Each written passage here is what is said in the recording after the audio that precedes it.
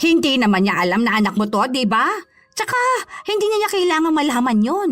Isipin mo ang magandang buhay na makukuha mo kapag nabuntis ka ni Nikolai. O tapos dinala ka niya sa ibang bansa. Doon ka sa lalaking kaya kang pakasalan. Tapos mabibigyan ka pa ng magandang buhay. Hayaan mo tong anak mo na to. Ang sabi ko sa'yo, pwede akong yung mag-alaga sa kanya, di ba? Kaya gawan natin to ng paraan.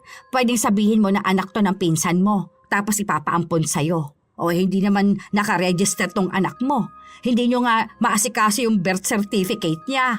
Mapepeke natin yon. Pwede mo pa makasama ang anak mo. Magpanggap ka lang na ampon mo. Wala pa naman alam tong bata na to eh. Hindi niya pa maalala tong ganito. Paano naman po si James, ma? Bakit mo ba laging iniisip yung inutil na lalaki na yon? Huwag kang tanga. Sinasabi ko na sa'yo na hindi ka mapapakain ng pagmamahal na yan. Tsaka hindi mo na mahal yun si James kasi nga sumasama ka na sa ibang lalaki. Parang sanay ka na lang na andyan siya. Hanggat hindi pa kayo kasal, wag na wag kang papayag na hahawakan ka niya sa leeg.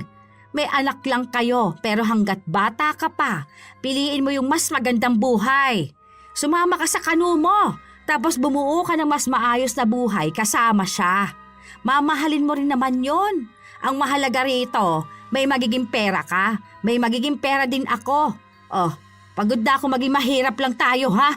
Ikaw lang ang anak ko, ikaw lang ang pag-asa ko. Minsan, kung sino pa ang dapat dumisiplina sa anak, siya pa ang nagiging konsentidor. Ganon si Jeng, dahil may napapala siya sa pagkukonsinti sa anak. Hindi na niya ito itinatama. Pero sadyang lahat ng desisyon at gawa ng bawat tao ay may kapalit. Ano kaya ang kahahantungan at parusa ng isang konsentidor na ina? Bukas daw ang schedule para sa inject. Agahan mo nilang bukas ha. Sasamahan naman kita. Ako na lang din muna ang mag-aalaga sa anak mo. Magkikita nga kami bukas ni Nikolai. Nagpapabili kasi ako sa kanya ng bagong cellphone. Sabi niya sige raw. Pagka uwi natin galing ng center, punta na ako doon. May sinasabi siyang ibibili niya raw sa akin eh. Parang hinihintay niya lang na makuha ata. Hindi ko lang alam kung ano yun pero feeling ko mahal yun. Hindi naman kasi yun bumibili ng mumurahin. Talaga? Akin na lang yung cellphone mo na yan ha. Ayoko na nitong luma the keypad na cellphone. Parang ginagamit na lang to nung sa tumbang preso. Bibilhan ka nga rin daw niya. Sana magbigay ng pera sa akin yun, no? Pero kapag nagkikita kami noon, lagi naman talaga siyang nagbibigay sa akin. Oo nga, para bigyan mo rin ako. Buti na lang at galante ang kanuna yun, ano? Nagbibigay ng lahat ng gusto mo. Buti na lang talaga hindi ka pa nagpapakasal doon sa walang kwenta mong asawa. Kung wala lang kayong anak nun naghiwalay na kayo. Pero pwede mo naman yung hiwalayan. Ako na lang mag-aalaga sa apo ko, tapos magpakasal ka na doon sa kanuna yon. Hindi ko pa naman sinasabi sa kanya na may anak na ako. Sabi ko sa kanya na wala pa akong anak eh. Gusto niya kasi na magkaroon na kami ng anak. Ayaw niya raw yung may anak na babae kasi parang gusto niya siya lang ang magkakaroon ng anak doon. Ewan ko, yun kasing kwento niya sa akin. Yung ex niya raw na Pinay. Nalaman niyang may anak na pala nung dinalaw niya rito. Kaya ayun, hindi niya tinanggap. Kaya ako, hindi ko sinabi sa kanya. Hindi rin naman kasi halata sa akin na nanganak na ako eh. Huwag mo na lang sabihin sa kanya. Kaya ko na maalagaan yung anak mo. Basta magpapadala ka lang palagi sa akin ng pera. Basta sumama ka na sa kanya, ha? Siya yung asawahin mo dahil mas bagay kayo. Mas bagay sa'yo maging mayaman at hindi yung magtitiis ka at papangit ka dahil sa mahirap ang asawa mo. Hindi ko pa alam, ma. Alam mo naman na mahal ko si James. Ginagawa ko lang din po to dahil sa pangangailangan, di ba? Nanghihinayang kasi ako sa maibibigay sa akin ni Nikolai. Pero kung tatanungin niyo po ako, si James po talaga ang mahal ko. Sus! Tigilan mo ngayong pagmamahal na yan. Hindi ka nga mapakain ng maayos ng lalaki na yon. Buti nga pinakilala ko pa sa'yo yung kanuna yon eh. Paano? Nagpapahanap kasi yun ng aasawahin niya na Pilipina. Mayaman yun Kaya sabi ko may kakilala ako. Huwag mo na kasing isipin yung asawa mo. Sa kama lang siguro magaling yon, pero hindi sa buhay. Ayoko naman na habang buhay kayong mahirap ano. Yung anak nga ni Weng, ayun, kasal na sa Kano, nasa ibang bansa na. Ang daming perang ibinibigay sa kanila ha. Kaya nga nakapagpatayo na sila ng bahay, tapos nakabili na sila ng kotse. Gusto ko na ganun din ano. Dito sa asawa mo, ay, karag na motor na lang, hindi pa mabili. Gusto ko rin naman ng pera, ma. Pero kapag kasi kasal na agad yung gusto ni Nikolai, hindi ko naman kaya ibigay yun. Kapag pumunta ako ng ibang bansa, malalayo rin ako sa anak ko. Huwag mo na kasing isipin yon. Hindi naman malalaman ng anak mo na iniwan mo siya para sa ibang lalaki. Hayaan mo siya. Lalaki rin naman yung bata na yun eh. Tigas kasi na ulo mo. Ang sabi ko sa'yo noon na huwag ka makipag-live-in. O tapos huwag kang magpapabuntis sa mahirap na lalaki na yon. Mahal ko kasi si James, ma. Ang anak namin, bunga yon ng pagmamahal. Mahal mo. O tingnan mo ngayon, naghihirap kayo. Kung wala sana kayong anak, mas magandang buhay mo. May pera ka sana. Pwede pa naman ngayon dahil bata ka pa naman. Gusto ka pa ni Nikolai. May chance pa yan na maging mayaman ka. Pabayaan mo yung James na yan. Kung gusto mo, ibigay mo sa kanya yung anak ninyo. Maghanap siya ng bagong asawa niya at tatanggapin yung bata. Basta kapag nasa ibang bansa ka na, kunin mo rin ako ha. Kung may papato lang sana na kanu sa akin papatusin ko talaga. Kung ganyang edad ako sa'yo, hindi sana ako magiging tanga sa pagmamahal. Kung alam ko lang din noon, iniwan kong tatay mo, tapos sumama ako sa Kano na nagkakagusto sa akin. 2 taon nang nagsasama sina Maricar at James at may 1 taong gulang silang anak. At ilang buwan na ring magkakilala sina Maricar at Nikolai, ang Kano na pinakilala sa kanya ng ina. Sa tuwing magkikita sila ay may nangyayari sa kanila. Kapalit naman nun ang pagbibigay sa kanya ng malaking halaga ng pera. Ang pera na yon ay kinukuha lahat ni Jeng at sinasabi niyang itinatabi niya lang para sa kinabukasan ni Maricar. Para kung maisipan niyang makipaghiwalay sa kinakasama, may magagamit siyang pera. Pero ang totoo nun, malaking parte na ng pera ang nagagastos ni Jeng dahil sa kanyang pagsusugal. Isang araw, wala si Maricar. Naiwan kay Jeng ang bata. Sakto naman na umuwi ng tanghali si James. Ma, wala po si Maricar. Saan po siya nagpunta? Di ko po kasi matawagan eh. Di naman po siya nagsabi sa akin na aalis siya. Bakit inaalala mo pa? Tataka lang po ako kasi hindi po siya nagsabi. Akala ko nga po nandito siya sa inyo. Kasi wala naman po siyang ibang pupuntahan eh. Wala ka nang pakialam kung saan nagpupunta ang anak ko ha. Dumidilihin siya yun ng pera dahil wala nang pambili ng gatas tong anak ninyo. Buti sana kung may naiuuwi kang malaking pera. Kaso kahit pangkain mo hindi pa sapat yung pera mo. Bumuo ng pamilya, hindi naman palang kayang buhayin. Ay, kung hindi lang talaga tanga ang anak ko, nabulag niya sa pagmamahal na yan. May isa pa po akong papasukan na trabaho, ma. Siguro kasya na yun para sa pamilya namin. Saka nag-iipon po ako. Kaya naman po yan basta po may sipag at tiyaga. Kasya? Kahit kailan hindi yun kakasya sa inyo.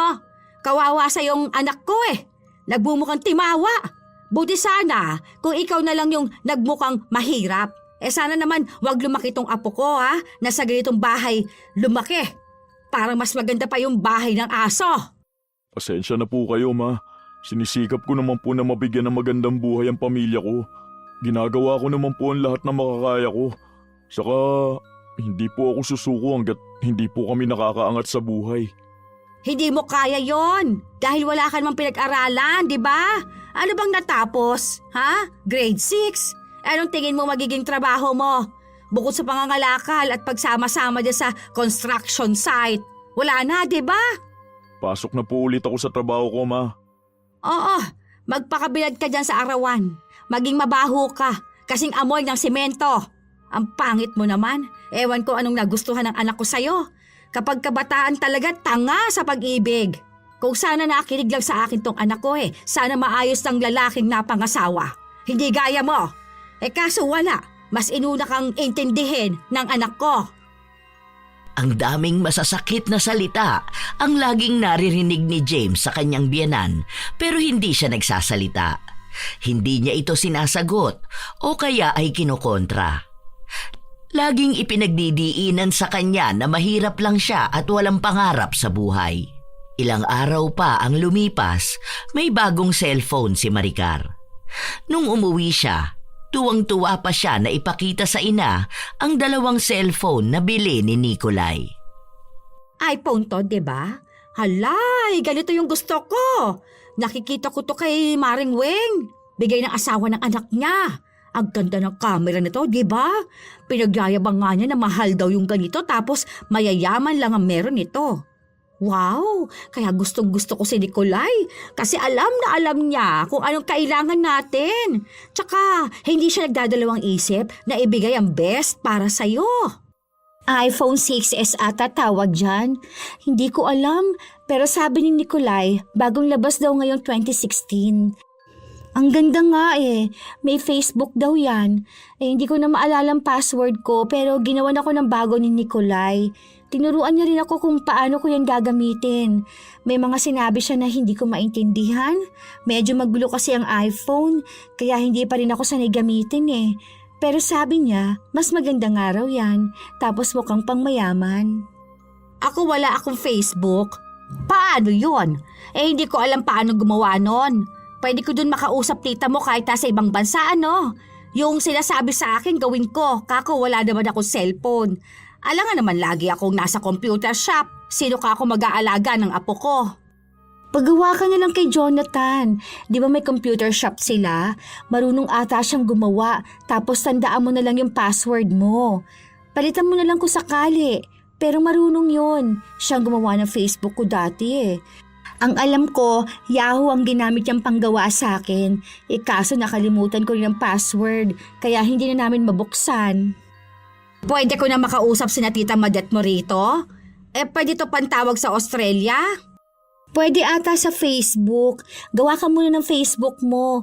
Madali lang yun. Bayaran mo na lang si Jonathan. Ay, sige mamaya. Maiinggit na naman sa akin ng mga kumari ko. Mga inggitera pa naman ang mga yon. Wala silang cellphone Tapos ako yayamanin naka-iPhone pa ako. Ang galante talaga niya ni Nikolai. Kaya kapag inaya ka niya magpakasal ka na ha? Kaso paano kapag nakita ni James tong cellphone ko? Baka naman magtaka yun bigla. Itanong niya paano ako nagkaroon nito, di ba? Mahal tong ganito kasi Malamang hindi ko kayang bumili. Kunwari bigay ng tita mo. O bakit? Namimigay naman ng cellphone si tita mo, di ba? Ako nang bahala. Kunwari aabot ko sa'yo to bukas, tapos sasabihin ko bigay ni tita mo. Sus, bobo naman yung asawa mo. Hindi niya alam yan. Baka nga hindi yun marunong gumamit ng iPhone. Paano? Mahirap lang silang pamilya. Ay sige, ikaw na lang magbigay sa akin ha. Kunwari hindi ko alam, ganun. Magugulat na lang ako kasi may iPhone ako. May pera bang bigay si Nikolai? Baka naman. Nag-alaga ako ng anak mo ha? Ang kulit niyan kanina. Sumakit pang braso ko. May bigay siya pero 3,000 lang kasi nagbigay siya ng iPhone Sa susunod na lang ako hihingi ng pera sa kanya kapag nagkita ulit kami. 2K akin, 1K iyo? Wala ka namang ibang pagkakagastusan. Hingian mo ng pera yung asawa-asawahan mo. Aba, ang kapal ng mukha nun kung hindi siya magbibigay ng para sa inyo ng anak mo. Sige, ito ng 2K mo. Hawakan ko ng pera ko para may pambili akong pagkain bukas. Hindi ako lalabas, walang pasok si James Baka mamaya, hanapin na naman ako nun. Magpaalam ka sa kanya ha. Pwede mo namang sabihin na mamasukan ka ng kasambahay o kaya yaya. Hindi ka naman pipigilan nun. Kapag pinigilan ka, yari sa akin yan. Rat-ratin ko yun ang daldal ko. Papamukha ko talaga sa kanya na hindi niya kayo kayang sustentuhan, kaya wag siya maarte. Ay, tignan mo, ang tagal nyo na, ni hindi ka mabilhan ng cellphone. Bumili nga, yung tiguan kay na China phone sa labas. Hindi pa maka-install ng laro. Tapos ang hirap pang pindutin. Mamaya pa naman yun uuwi. Pera muna ako ng iPhone ko. Tingnan ko kung anong pwede kong gawin dito. Mag-picture ako para makita ko kung malinaw talaga. Ganito yung cellphone ni Chuchay Lagi niya pinapakita sa salamin. Tuwang-tuwa ang mag-ina. Panay sila kuha ng litrato, pati na rin ang anak ni Maricar ay kinukuhanan niya ng litrato. Hanggang sa sumapit na ang gabi. Umuwi si James, pagod na pagod. Umuwi muna siya saglit bago siya nag-asikaso ng makakain nila. Hindi kasi nagluto si Maricar pero kumain na sila ng dala niyang pagkain kanina. Galing iyon kay Nicolay. Nung mapatulog na niya ang bata, pumunta ng kusina si Maricar. Nakabili na ako ng gatas ni baby. Pasensya ka na talaga ah. Bukas pa yung sahod ko eh. Pero hindi ko pa alam kung magkano yun. Naghahanap nga ako ng pwede kong pasukan. Yung kahit paano malaki yung kikitain ko. Hayaan mo na, may napapasukan naman ako. Hanggat may trabaho ako, may papantulong ako dito sa bahay. Ano bang trabaho mo? Hindi ko alam na may trabaho ka pala. Kahit ano, minsan labandera ako, minsan tagalinis ng bahay o kaya nag-aalaga ng anak ng iba. Kailangan ko kasi magtrabaho dahil kailangan ng anak natin ng pera.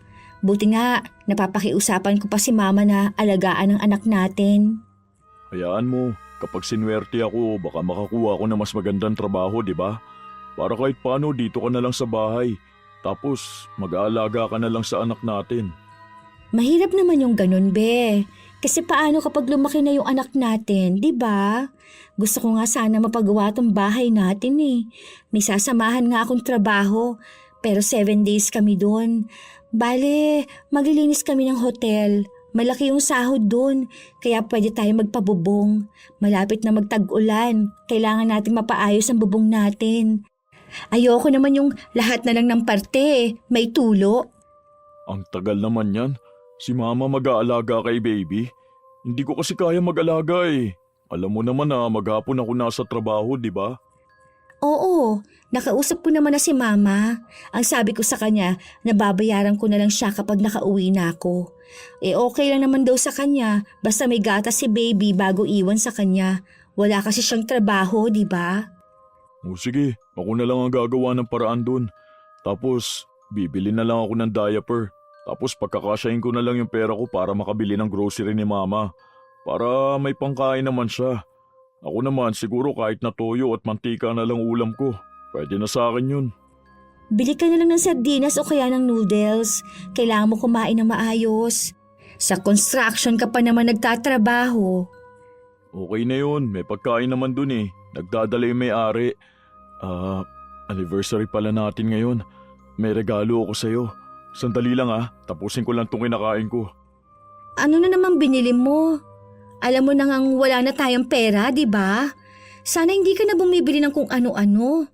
O kaya, itabi mo na lang yan para kung sakali na bigla ang kailanganin natin ng pera. Inipon ko naman yun, be. Saka matagal ko na kasing gustong ibili ka ng ganun eh. Para na rin pasalamat ko sa pagmamahal mo at sa sakripisyo mo sa pamilya natin, di ba? Minsan lang naman yun eh. Tara, nasa kwarto yun. Itinabi ko dun sa isa kong bag. Buti na lang hindi mo hinakita. Akala ko nga mahalungkat mo yun eh.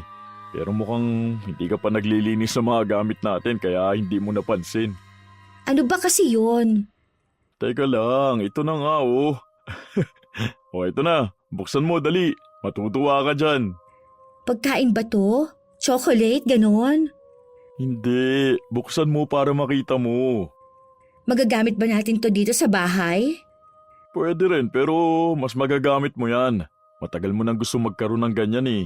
Sige na, buksan mo na. Ano to? Cellphone? Oo, pasensya ka na kung SKK lang muna ang nabili ko sa'yo ha. Sabi sa akin pwede raw dyan mag-Facebook tapos may mga laro din dyan. Hindi nga lang ganun kaganda ang camera pero pwede na rin. Malinaw naman siya kahit papano eh. Yung mura lang binili ko. Sa mall ko binili yan, hindi yung doon sa labas. Kasi baka masira lang din agad eh. Tapos bumili na rin ako ng case. Case ba tawag dyan? Basta yun ang sabi ng nagbebenta sa akin eh. Maganda yan. Sana nagustuhan mo. Happy anniversary, be. Hindi pa nakakapagsalita si Maricar nang biglang dumating ang kanyang ina. Nagmamadali ito at tuwang-tuwa sa gusto niyang ipakita sa anak. Ibibigay niya kasi ang iPhone dahil yon ang usapan nilang dalawa para magamit na rin ni Maricar. Nak, ito na oh. Galing ako kay Tita Mobel. Ayan, nagbigay siya ng iPhone sa lahat. Pati nga mga pinsan mo meron din. Nakauto pa nga ako ng isa sa akin. Ang ganda niyan. Latest na iPhone niyan. Mahal yan. O ano yan? Bakit may hawak kang cellphone? Anong brand yan? SKK? Ano ba naman yan? Pamato lang niyang ganyang klase ng cellphone eh. Sino nagbigay sa'yo niyan? Regalo ko po sa kanya ngayong anniversary namin. Ay sus, kaya naman pala. Iyon na lang yan. May iPhone na ang anak mo. Oh, may iPhone ng anak ko. Mamahalin at mas maganda pa. Hindi gaya niyang SKK na yan. Ang pangit. Pag mahirap. Sa ilang bagay ang ganyan ano. Huwag mo ngang hawakan yan anak. O itong gabitin mo. Mas maganda ang camera nito.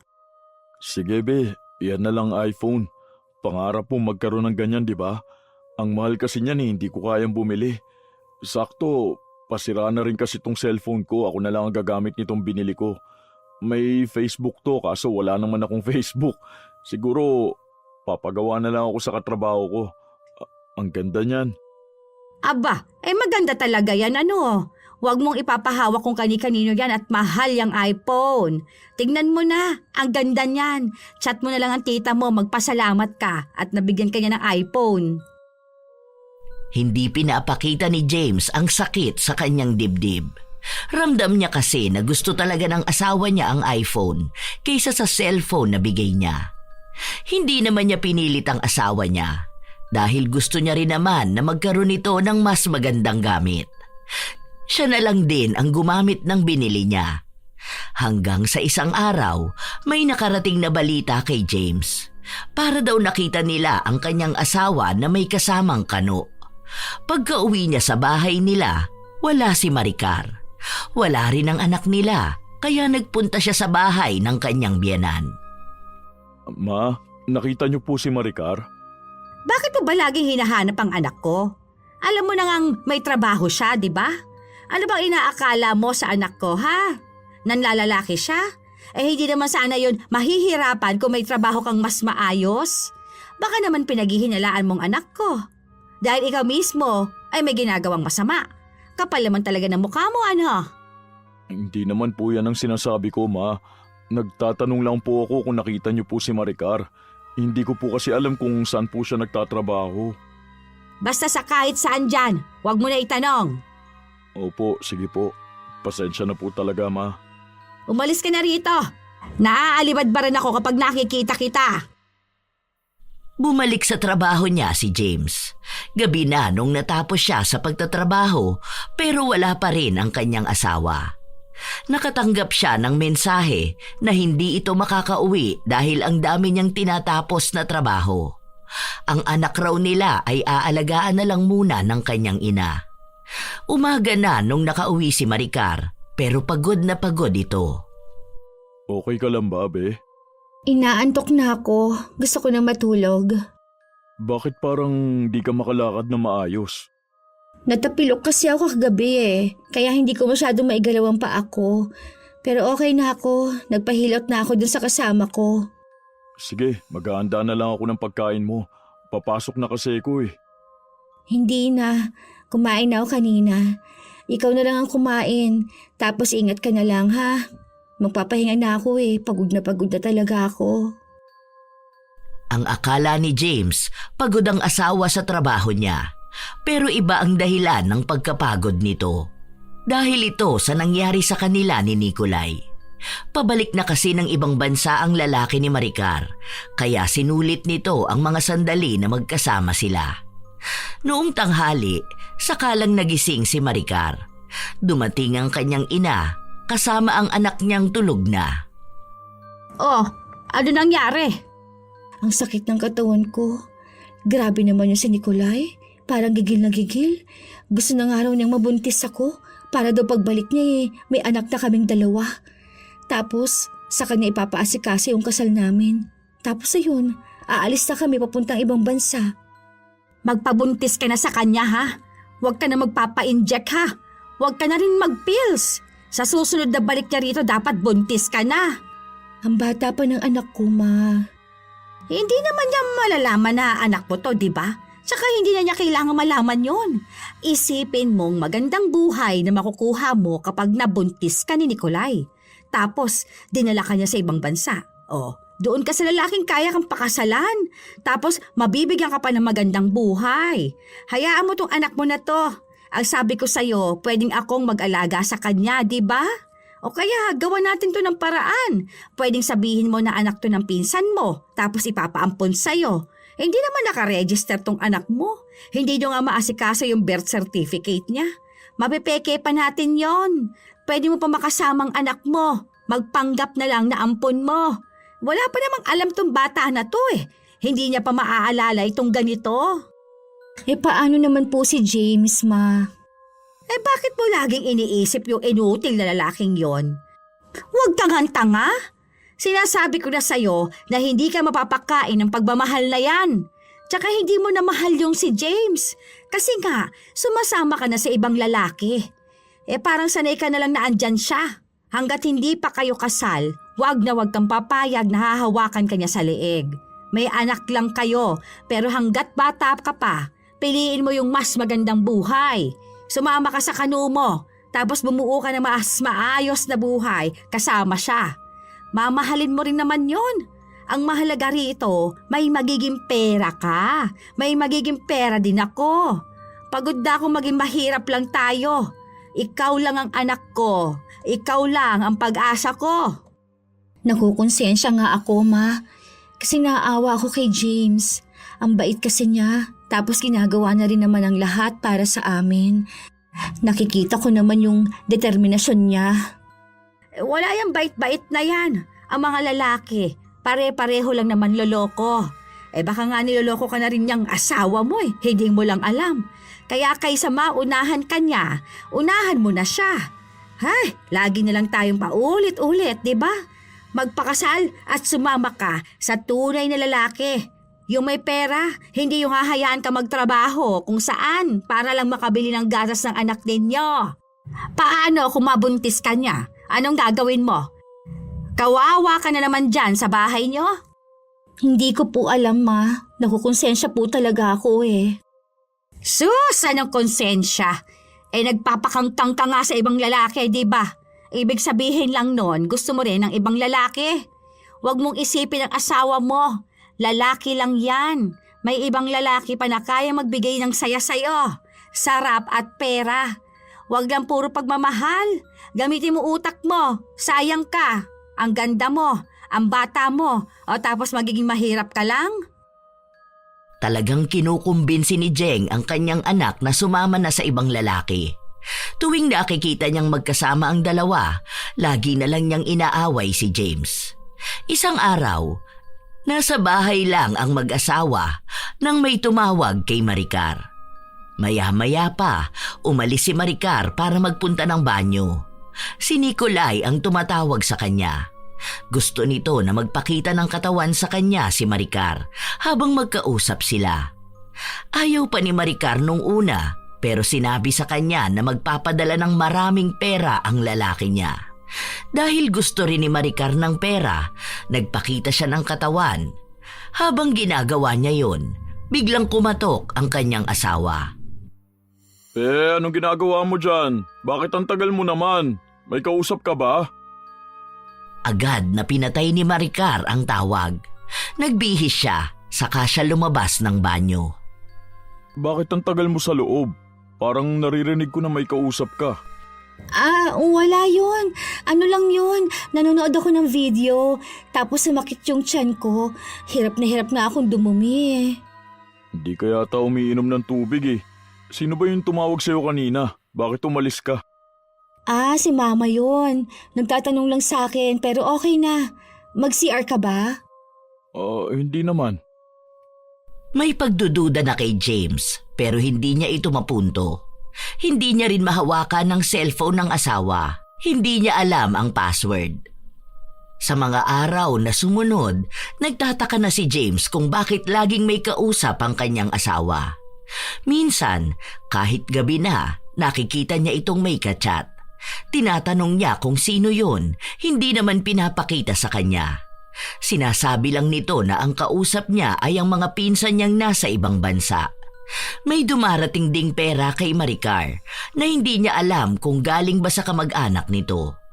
May mga bulong-bulungan na rin kasi. May mga ibang babae rin kasi na nauso ang pakikipag-usap sa mga nasa ibang bansa. Nagpapakita raw ng katawan tapos padadalhan ng malaking pera. Kinatatakot ni James na ganoon ang ginagawa ng kanyang asawa. Kaya sinubukan niyang dumulog sa kanyang biyenan.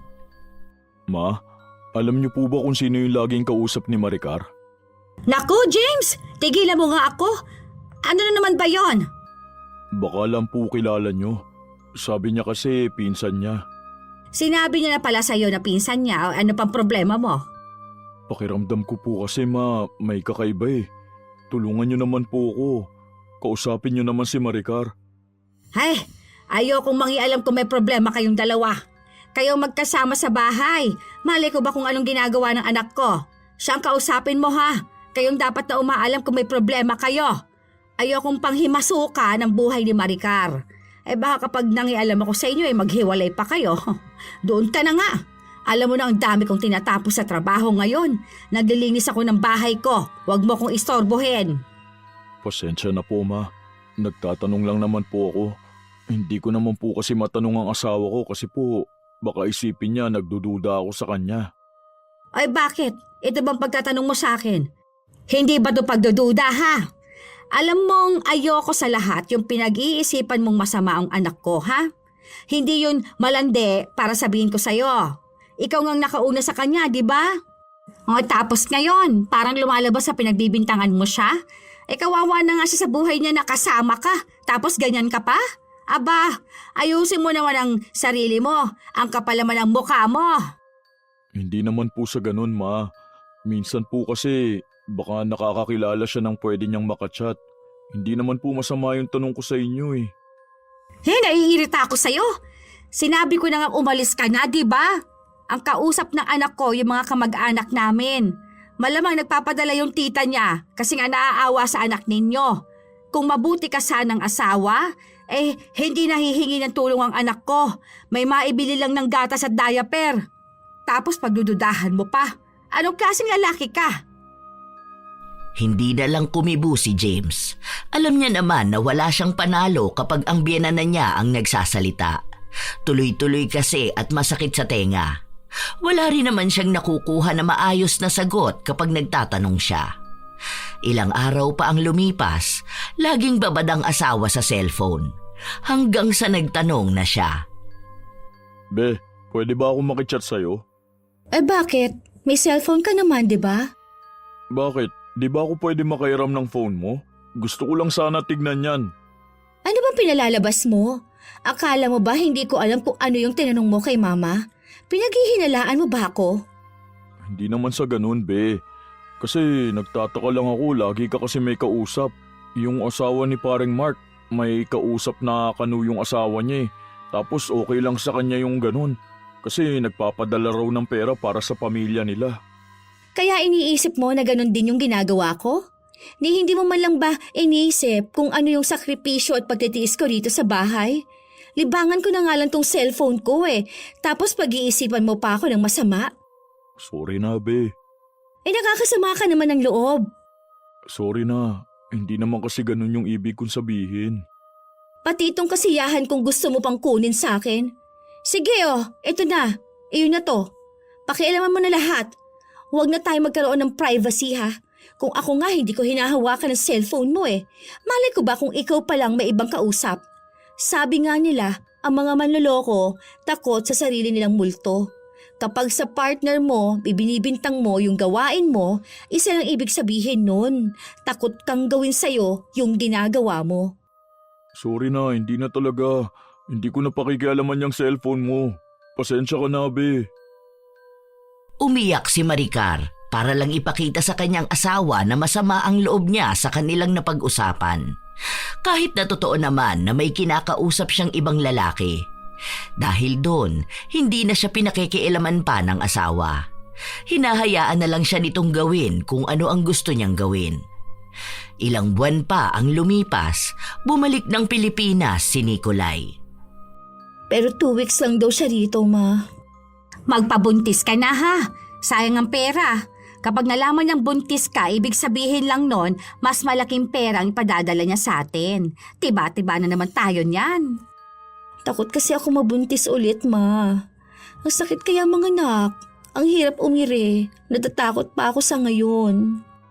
Hay, tigilan mo ako dyan. Naglandi ka nga sa mahirap tapos yan pa sa mapera.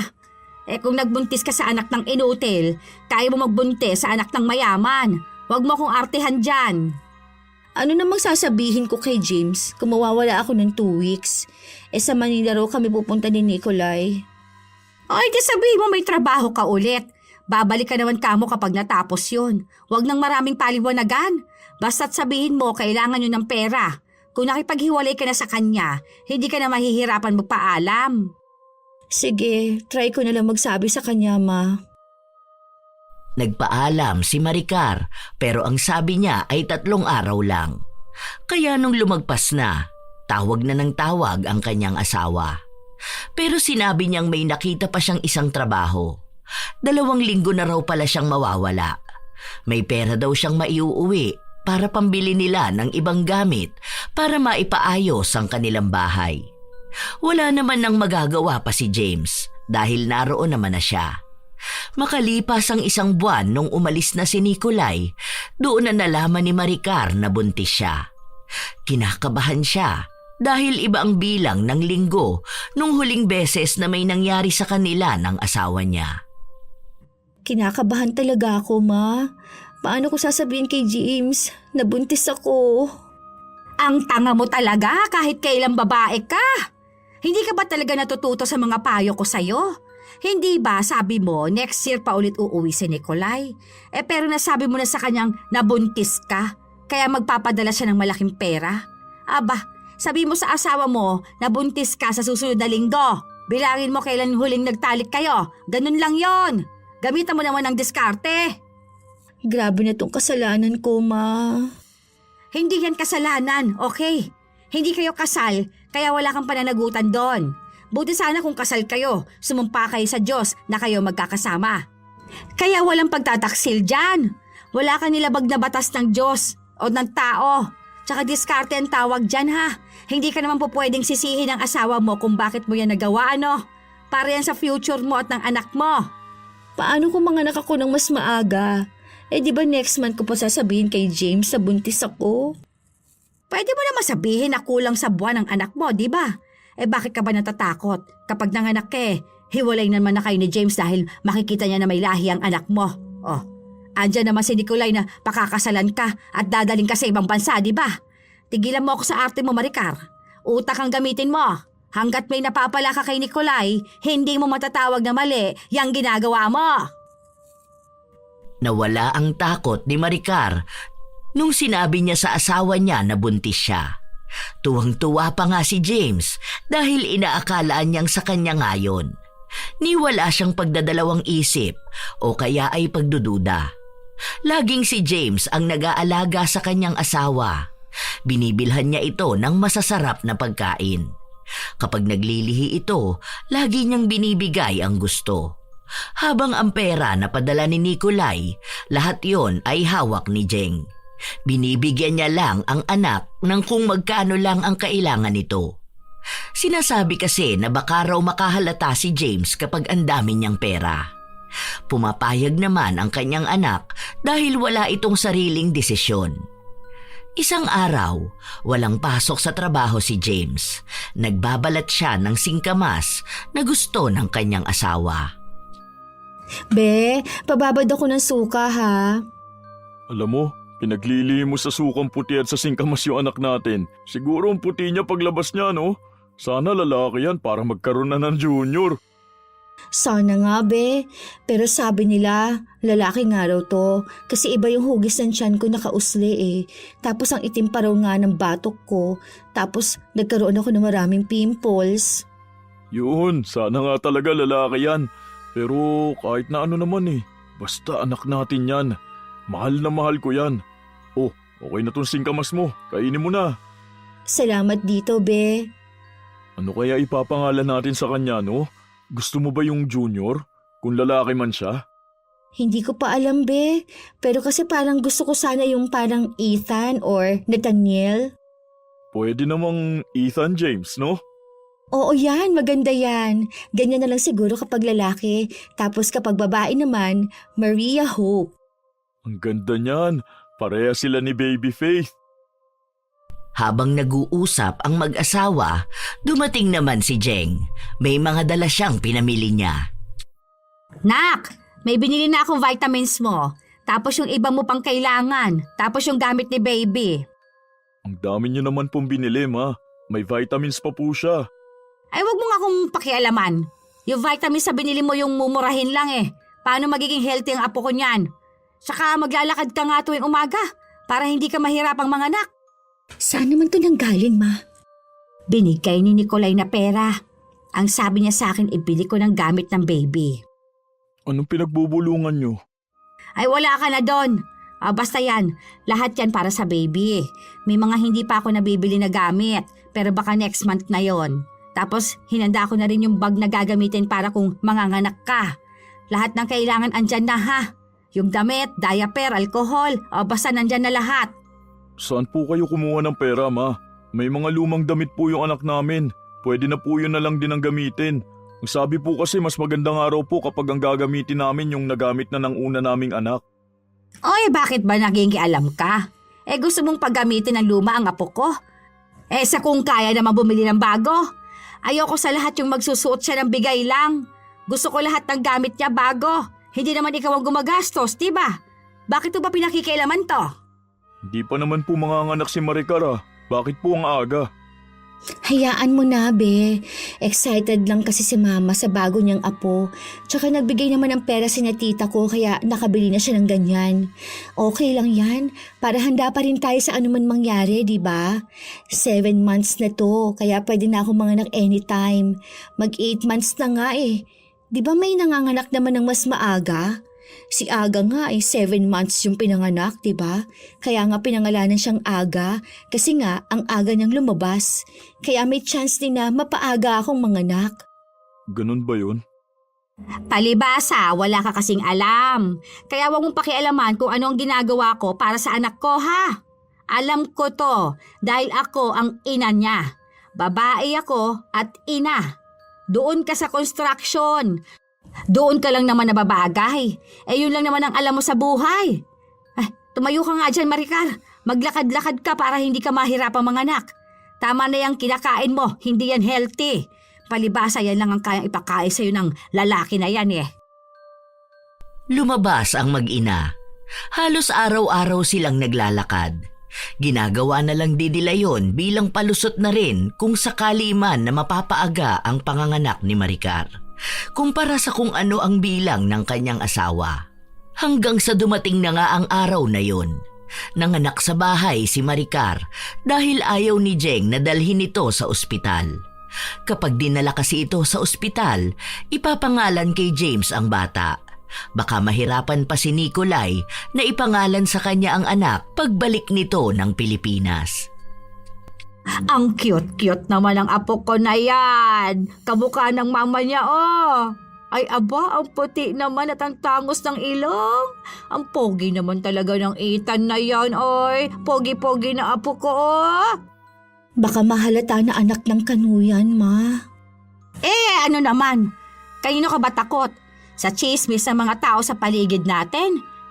Mga dukha naman ang mga yon. Wala silang alam gawin kundi ang mag-chismis pero wala namang makain. Mga timawa. Si James kasi, ma. Hoy, isa pa rin naman ang inutil na yon. Ano naman kung mahalata niyang hindi niya anak? Kapag balik ni Nicolay, magpapakasal na kayo. Tapos aasikasuhin na rin ng papel ng bata para aalis na kayo ng bansa. Iwan mo sa akin ang isa mong anak. Tapos iwanan mo na yung walang kwentang lalaki na yon. Asawa ko rin si James, ma. Anong asawa? Hindi kayo kasal? Hindi mo matatawag na asawa kapag hindi kayo ikinasal, ha? Grabe na yung pagsisinungaling na ginawa ko. Ngayon ka pa talaga na konsensya. Bigla ko kasi siyang naiisip eh. Ang bait kasi ni James.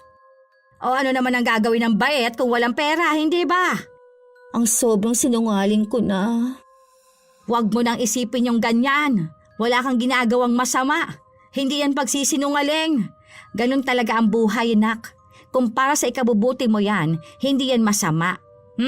Ang masama yung kahirapan at gutom. Minsan talaga kailangan mo magsakripisyo para sa magandang kinabukasan. At ito nang sakripisyo mo, anak. Sa una lang yan, konsensya na yan, ha? Mas marami namang masasamang tao kaysa sa'yo. Madaling madala ng mga salita ng kanyang ina si Maricar, kaya nawala na rin ang kanyang konsensya. Kahit na may pagdududa na si James, ginagamit niya ang pagmamahal para paniwalain ito sa kanyang mga kasinungalingan. Hanggang sa isang araw, umuwi si James, may dala siyang mga papel. Oh, ano naman yan? Registration para sa kasalang bayan. Magpapakasal na po kami ni Maricar. Magpapakasal?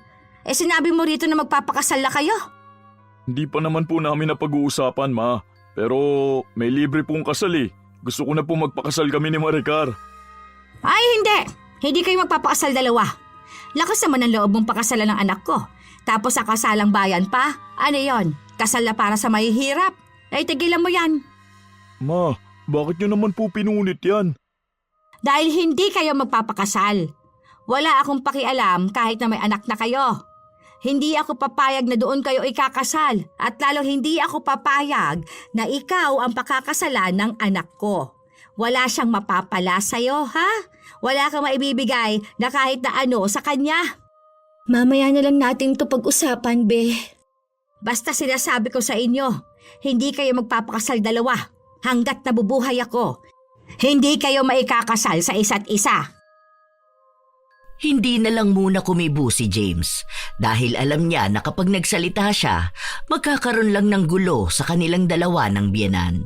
Kaya hinayaan na lang muna niya ito. Nung gabi na, silang dalawa lang ang magkasama sa kwarto kaya kinausap niya ang asawa.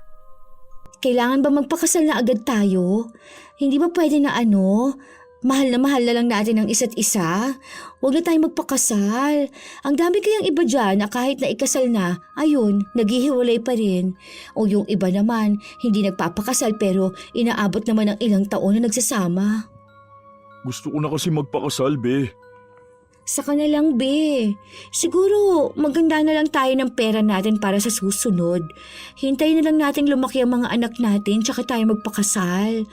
Alam mo, ang gusto ko kasi, yung kasal na makakalakad na yung mga anak natin para sila magdadala ng singsing. Yung ganun ba?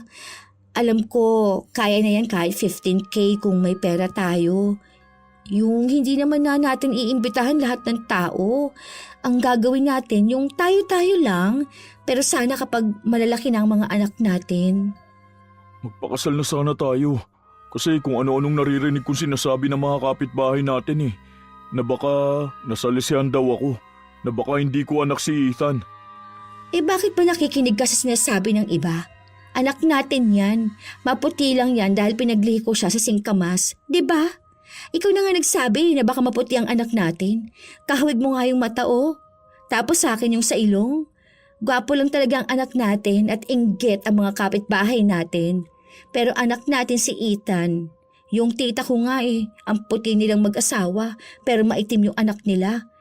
Kasi sa mga ninuno, ganun yon. May tinatawag sila doon.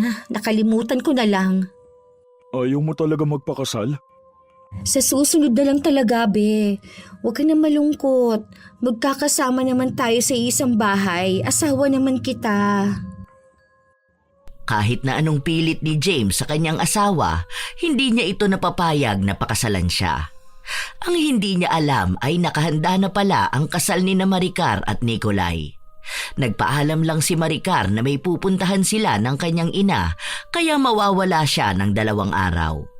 Pero nagpakasal na pala ito. Bayaran na lang natin yung 2 witness para hindi nila masabi sa asawa-asawahan mo.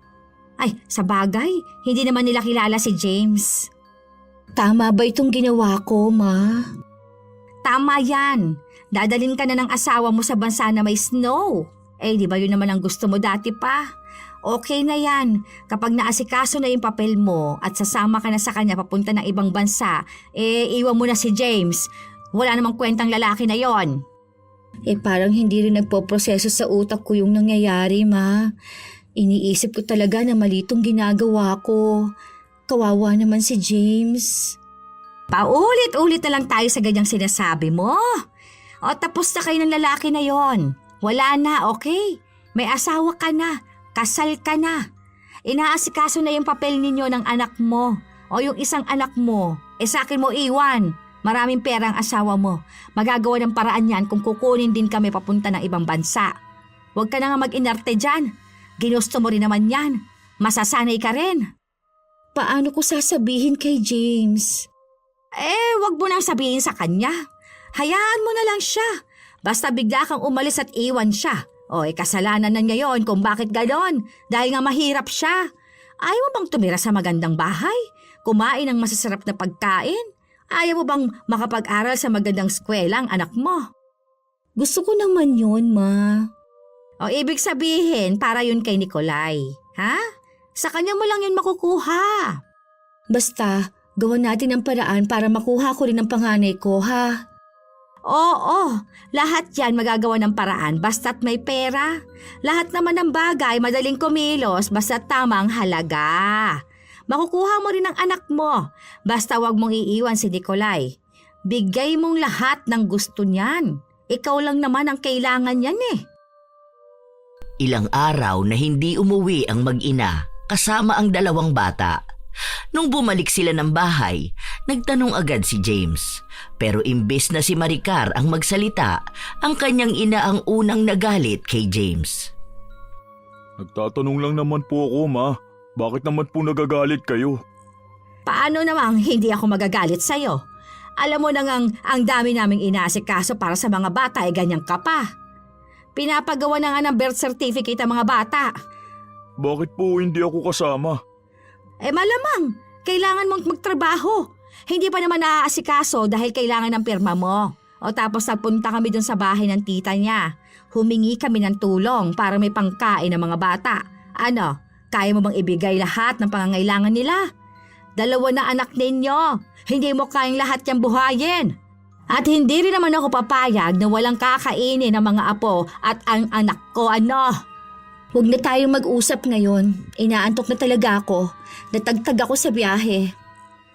Sige na anak, matulog ka na. Huwag kang magulo dyan, ha James? Simula noon, hindi na mapakali si James. May nararamdaman siyang kakaiba pero hindi niya masabi sa asawa. Alam niyang may hindi maayos sa kanilang relasyon. Hanggang sa palagi na niyang tinatanong si Maricar. May mga pagkakataon pang muntikan na niyang mahuli ang ginagawa ng asawa, pero dahil pinagtatakpan ng ina ni Maricar ang kasalanan niya, walang makumpirma si James. Hanggang sa nagsabi na si Maricar sa ina. Hindi ko na alam kung anong gagawin ko, ma. Sasabihin ko na ba kay James? Kaso natatakot ako eh. Paano kung hindi niya matanggap? Baka mamaya bigla niya kaming saktan ng mga bata. Huwag kang mag-alala. May ginawa na ako. Anong ginawa mo? Di pinakulang ko si James. Po? Ma, alam mo naman na masama yun. Hindi yun masama. Lalo na kung para yun sa ikabubuti natin. Kapag wala na siyang pakinabang at least alam na natin kung anong gagawin mo, di ba? Hindi ko naman siya ipapapatay. Kumbaga maghihirap lang siya sa buhay, ganon. O kaya magkakasakit siya. Tapos kapag baldado na siya, siguro naman pakakawalan na niya kayo. Kasi hindi naman niya kaya ng buhayin pang mga bata at ikaw. Di wala na siyang masisisi kung maiiwan siya mag-isa.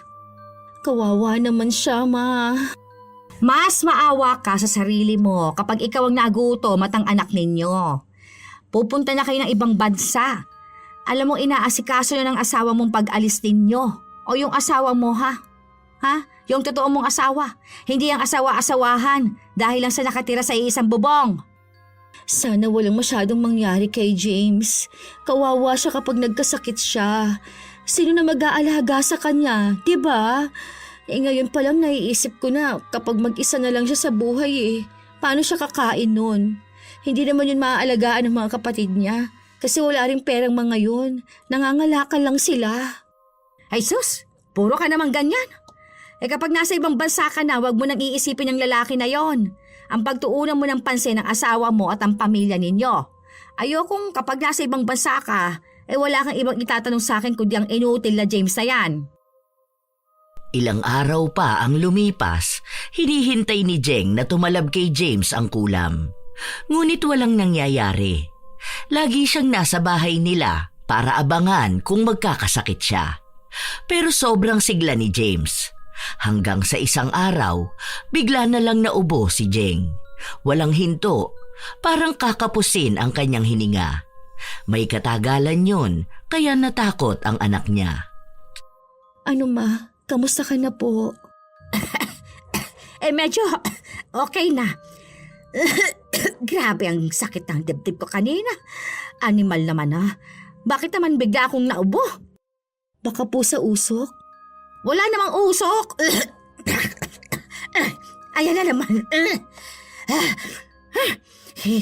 Hindi ko na naman... Hindi na naman ako makahinga. Huwag ka na muna magsalita, ma. Ay, bakit kaya ganyan ka? Bukas nga magpunta ka sa ospital. Hinihintay ko magkasakit yung James na yun. Ay, animal. Walang ibang ginawa si Jeng kundi ang umubo. Walang katapusan. Titigil lang saglit pero hirap siyang huminga. Nagpunta siya sa ospital.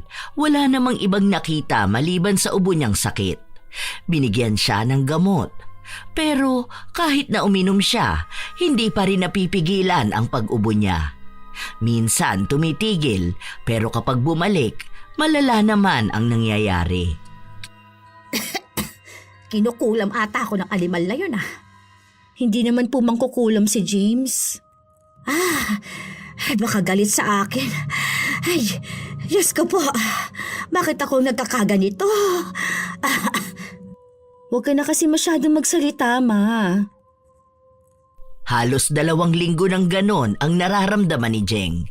Hindi na rin niya maalagaan ang mga apo niya, kaya si Maricar na ang gumagawa nun sa kanyang 2 anak. Hirap na hirap siya dahil walang tulong ng ina. Hindi kasi siya sanay na siya lang talaga ang nag-aalaga sa mga anak niya, lalo na parehas na mga bata pa. Makulit at malikot pa ang panganay niya. Maghapon nang naghihintay si Maricar na umuwi ang asawa, pero gabi na ito nakarating ng bahay. Unang beses na ganong oras umuwi si James. Madalas kasi na nagmamadali siyang umuwi ng bahay para makita at makasama ang kanyang pamilya. Bakit gabi ka na umuwi? Saan ka galing? May pakialam ka pa pala sa akin? Ano bang sinasabi mo? Bakit mo ako tinarantado?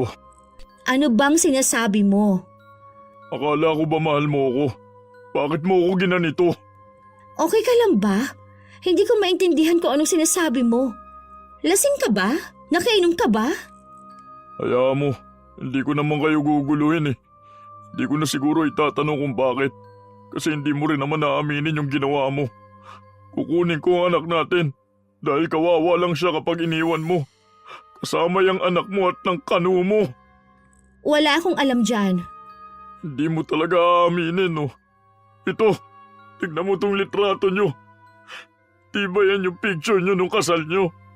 Ang saya nyong pamilya. Saan mo nakuha yan? Wala ka na ron kung saan ko yan nakuha. Hindi kita aawayin. Pero ang sakit. Alam mong ginagawa ko naman lahat para sa'yo, di ba? Para sa inyo ng anak natin. Alam ko naman na mahirap ang buhay. Hindi lang naman ikaw nahihirapan eh. Mas lalo ako. Kasi lagi kong iniisip na wala akong kwentang lalaki. Dahil hindi ko kayo mabigyan ng magandang buhay. Pero wala eh. Ganun talaga. Hindi naman kita masisisi kung gusto mo at ng mama mo na doon ka mapunta sa mas mayamang lalaki. Iisa lang ang hiling ko. Sana makita mo isa sa kanya. Kaya mo, kahit kailan, hindi ko kayo kukulitin. Pero kukunin ko ang anak ko. Sorry. Sorry. Oh, bakit umiiyak ka rin? Baka isipin pa ng mga tao na ako'y nanakit sa'yo. Ginawa mo yan. Bakit hihingi ka ng tawad sa akin? Ang tagal mo nang ginagawa yan, di ba? Baka akala mo hindi ka mahuhuli. Sorry, hindi ko naman sinasadya eh. Gusto ko lang magkaroon ng magandang buhay. Mahal na mahal kita. Hindi yan yung pagmamahal na alam ko. Sorry din kung hindi ko naibigay yung gusto mo. Ang alam ko lang, ngayon maibibigay ko na kung ano yun. Ang lumayo ako ng kusa. Hindi kita aawayin. Hindi kita sisiraan. Kasi mahal kita eh. Hindi ko kaya makita ng ibang tao na may mali sa'yo. Kaya kahit na ako na lang ang siraan mo sa iba, basta wag lang pumangit ang tingin nila sa'yo. Sana maging masaya ka sa pinipili mo. Ito na lang yung hangganan ng pagmamahal na kaya ko ibigay sa'yo. Itong paglaya mo. Kasi ito naman yung pagmamahal, di ba? Yung nagpapalaya. Tahimik lang si James habang si Maricar ay iyak ng iyak. Ayaw niyang makipaghiwalay pero ayaw nang manatili ni James. Sinasabi niyang natapakan na ang pagkatao niya. Wala nang dahilan para manatili. Dahil kasal na si Maricar, wala nang dapat na paliwanag doon. Hindi siya naniniwala sa sinasabi sa kanya ni Maricar na mahal pa siya nito. Dahil ang pagmamahal ay hindi mapanlinlang at hindi nananakit ng ganon. Naghihintay lang ng sahod si James bago sila aalis ng kanyang anak. Nung nalaman niyo ni Jeng, tuwang-tuwa siya pero hindi maalis ang sakit niya. Iwan mo ang apo ko. Hindi ko iiwan ang anak ko. May sarili kang apo. Hindi mo apo ang anak ko. Ay, lumalabas din ang sama ng ugali mo. At ngayon, ganyan ka na makipag-usap sa akin. Paano po ba dapat? Dapat ba ako lumuhod sa inyo habang nakikipag-usap? Hindi naman tayo magkamag-anak eh. Hindi naman ako makikipagpilitan pa sa inyo. Hindi ko naman naaagawin si Maricar sa asawa niya. Basta kailangan ko ang anak ko. Hindi pwedeng sa kamay ng masasamang tao mapunta ang anak ko. Ay, grabe sakit ng dibdib ko. Bakit ba ako nagkakaganito? Para siguro hindi ka na makapagsalita na maayos. Para matahimik ka na. Ang tagal mo ba naman akong pinagsasalitaan ng hindi maganda eh. Bastos ka na! Baka ipakulam kita. May proteksyon naman.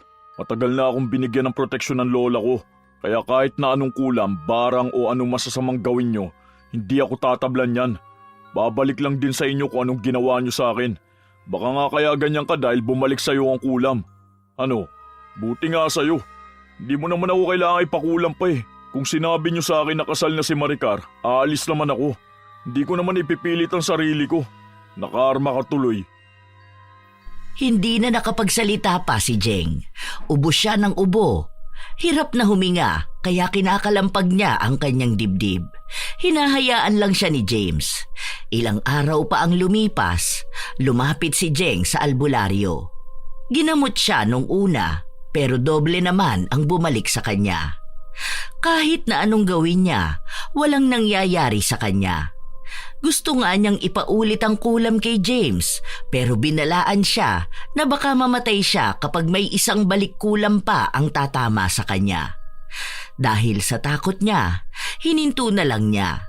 Hinayaan na lang niya si James. Umalis na rin naman ito. Walang paalam sa kanila. Walang sabi-sabi. Kahit na si Maricar, hindi niya alam kung saan na nagpunta si James kasama ang anak nila. Wala na ring iniwan na kahit na anong baka si James.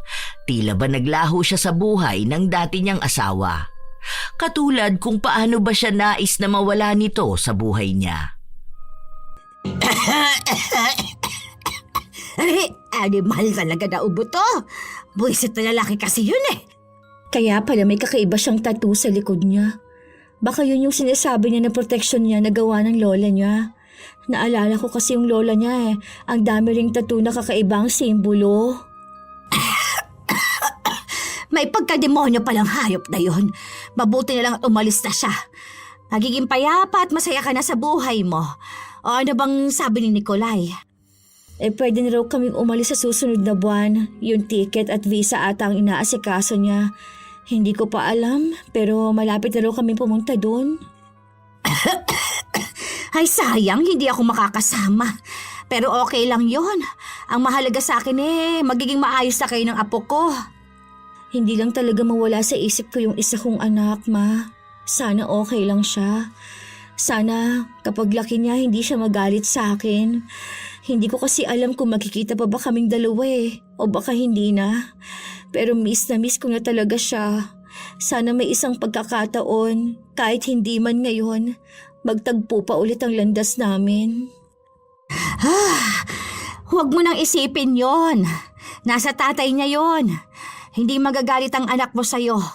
Mas magagalit siya sa tatay niya dahil nagkaroon siya ng ganung buhay. Na kung hindi siya kinuha, baka nasa ibang bansa na rin siya. Kinakabahan nga ako Kasi ngayon lang talaga kami magsasama ni Nicolay ng matagal. Yung makakasama ko siya sa iisang bahay. Paano kung kakaiba ang ugali niya?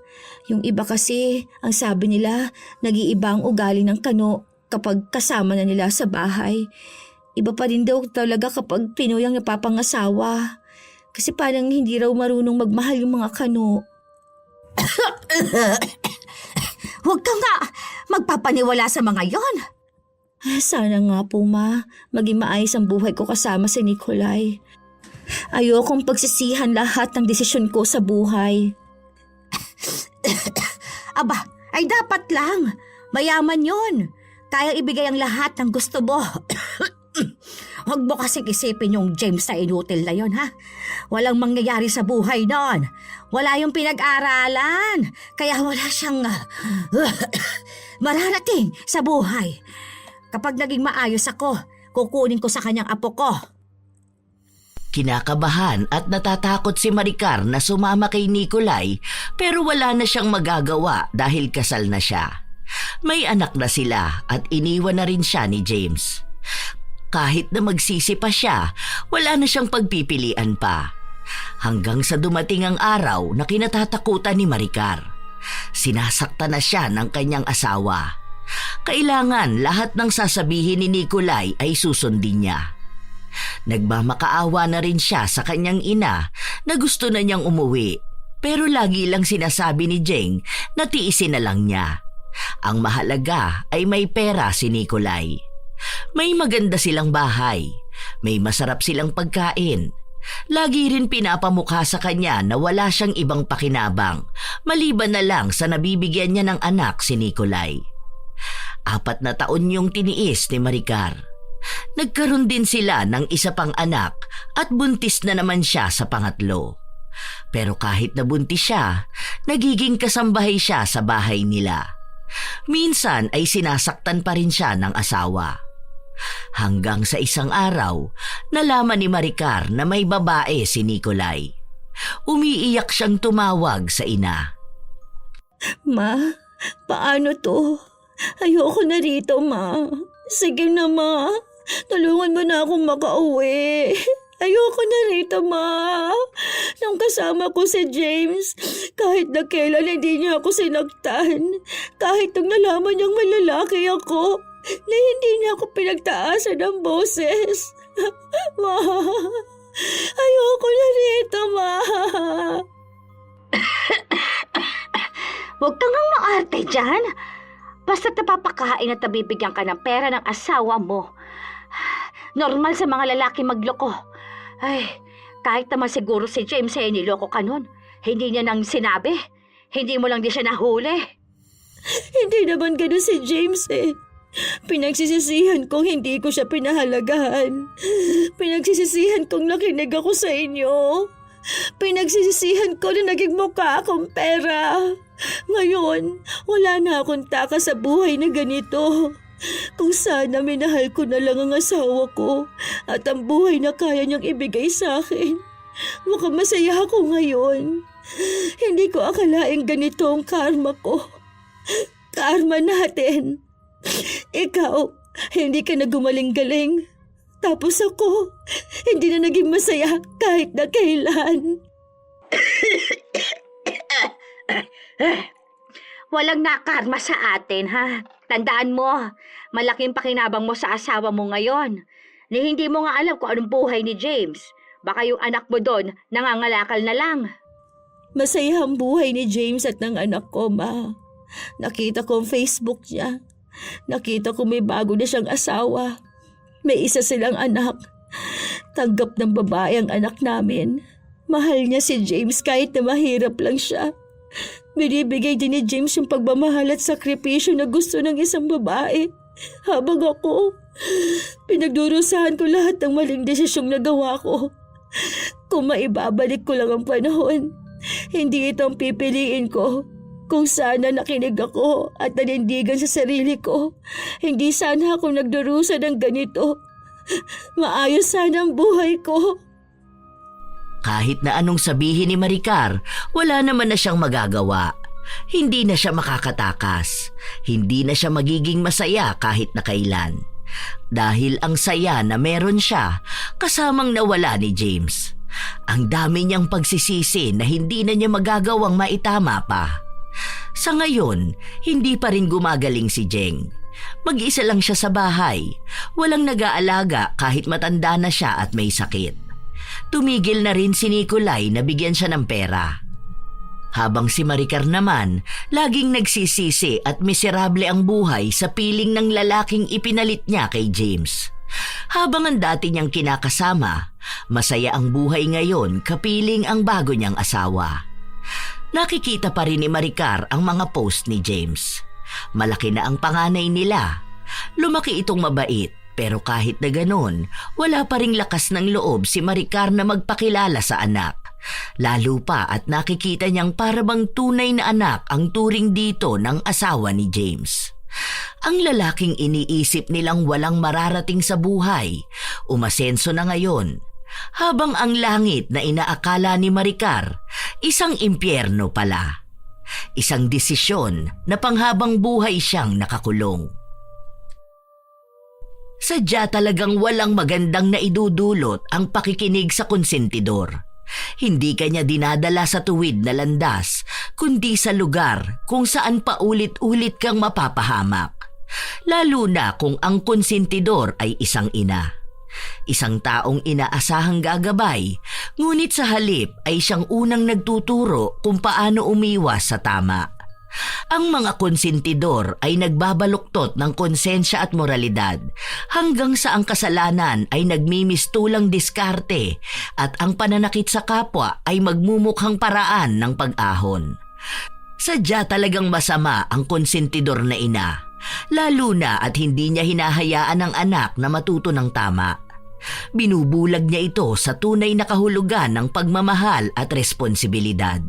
Ginagamit niya ang pagiging ina hindi para magprotekta kundi para kontrolin, para hubugin ang anak ayon sa sariling pangarap at kasakiman. At kapag dumating ang kaparusahan, ang anak ang haharap sa sakit habang ang inang konsentidor ay mananatiling may palusot. Hindi lahat ng payo ng magulang ay dapat sundin, lalo na kung inilalayo ka nito sa konsensya mo. Ang tunay na gabay ay hindi nagtuturo kung paano umiwas sa mali, kundi kung paano humarap sa tama kahit mahirap. Tandaan na ang konsentidor ay maaaring magmukhang kakampi sa simula, ngunit sa huli, ikaw lang din ang magdurusa at magbabayad ng karampatang karma. Kaya dapat may kakayahan ng isang tao na magkaroon ng sariling desisyon. Hayaan na magbigay ng gabay ang magulang, ngunit huwag iasa ang desisyon sa buhay. Kayo ba mga apo, nakakilala na rin ba kayo ng ina na nagdala ng kapahamakan sa kanilang anak dahil lang sa pangungunsinti? Kung kayo ay may kwentong maibabahagi o may opinyon, maaari niyong ibahagi yan sa amin. Naway nakapagdala ito ng magandang aral sa inyo. Shout out sa ilan sa mga masusugid na tagapakinig ng mga istorya ni Lola Telang.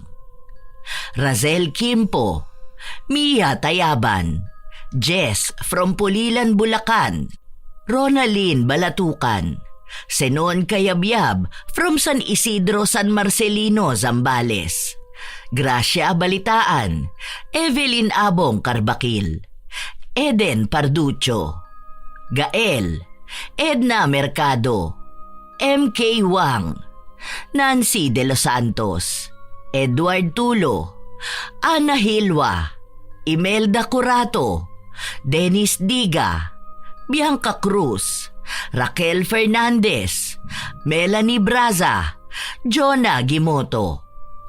Ito ang inyong Lola Telang at maraming salamat sa araw-araw ninyong pakikinig, mga apo.